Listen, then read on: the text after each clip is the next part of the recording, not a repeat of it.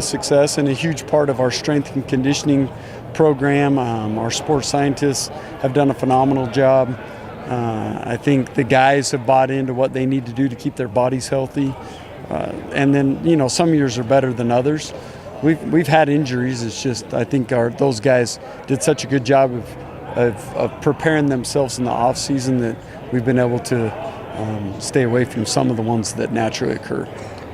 Your defensive line's been very, very effective. Just a lot of continuity from last year's squad. That some struggle, particularly against the run. What's made the difference in your mind about year to year the improvement? Well, I think the guys are one year more confident in the scheme. They know where they're going a little bit better than they did last year. I think the techniques have got better. Pad levels got better. Strength went up. So I think it's a culmination of all those things that we're just playing a little bit better in most areas on defense. I just wanted to ask you, with the new look of the Big 12, ASU is going to be a regional rival of your guys. Yeah. Do you like having some of these that are more regional matchups and hopefully develop more of a rivalry that existed at one point? Well, absolutely. I mean, I think the 5 schools that are out west right now in the Big 12 are all outstanding schools. They play great football at every one of those schools. So I think it's going to create a lot of competition. The Big 12 in general is very competitive, but I like the ones out west, and I think it's going to create more rivalries that maybe existed in the past. You guys have been very good against opposing running backs this year. Scadaboo is just kind of the latest guy. What do you expect? Well, he's a great player, and the other group of backs is good. So we got our work cut out for us. I'm excited about the challenge. I think that they'll come ready to go. It seems like each week that we face the big-time back that the guys have risen to that challenge. So we better do it again. Okay. Thanks, guys. Perfect. Thanks. You can get Mark Collins all by yourself. Oh, I'm ready. Well, you got some questions. Oh, I'm ready. Bring him on.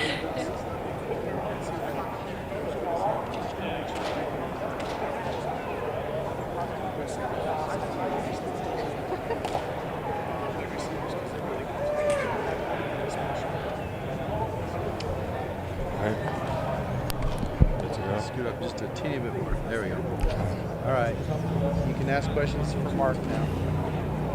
So, you've done great with the interceptions. Just what are some... Just making plays. I think that's all.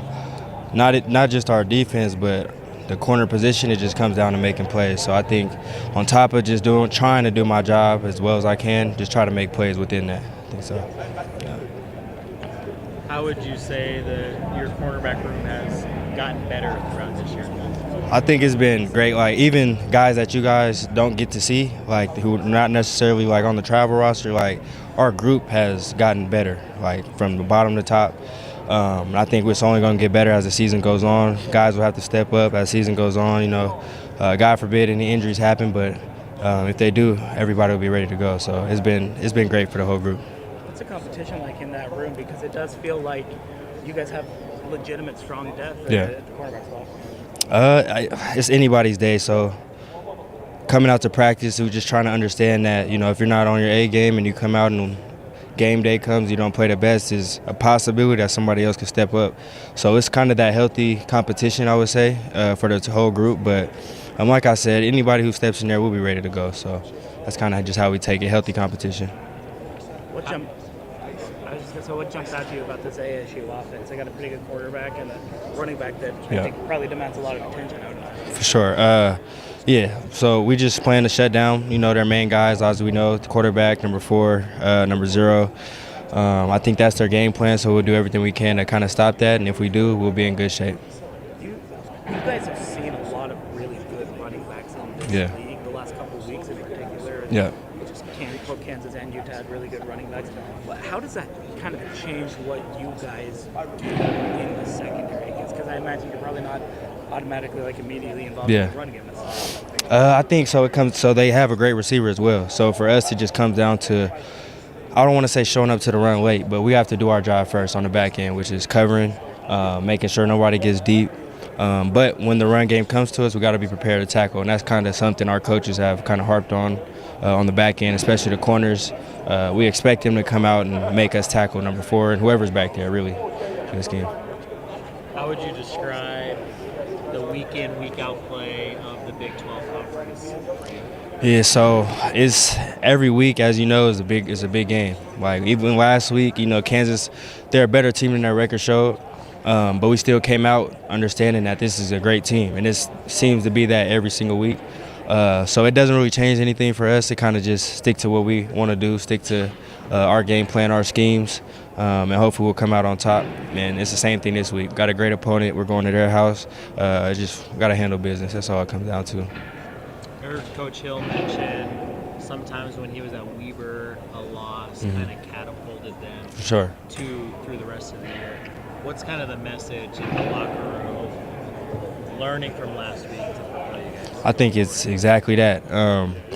Having, coming off of a bad game, it's way easier to come back in practice and say, okay, we need to get back to the basics and we need to be better. Like that is it's simple. It's easier coming off of a loss than a win. So in a lot of ways, the loss for us was big. It was good for us as well to go from. And like you said, once we've in the past, myself and Coach Hill, losing a game, we've only been better since. So that's kind of the same message we plan on taking next week for Arizona State.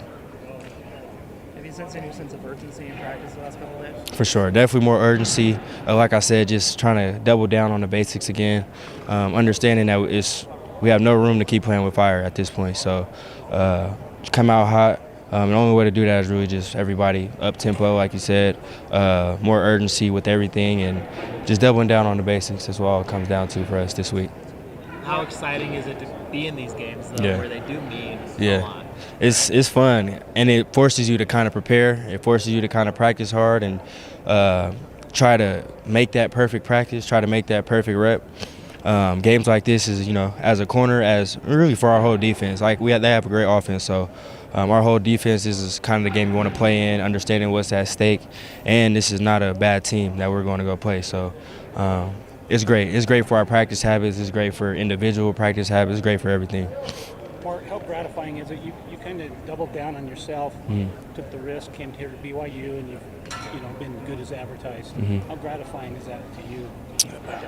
It's great. I think about it a lot, honestly, just understanding where I was a year ago, not even knowing where I would be. And then coming here to a place that believes in me, that trusts in me, that trusts in my ability. It's been great to kind of pay that off to them as well as myself, understanding the work that I put in. It's been great. And I think about it a lot, and I have a lot of gratitude for it. Anything else? Thanks, Mark. Thank you, guys.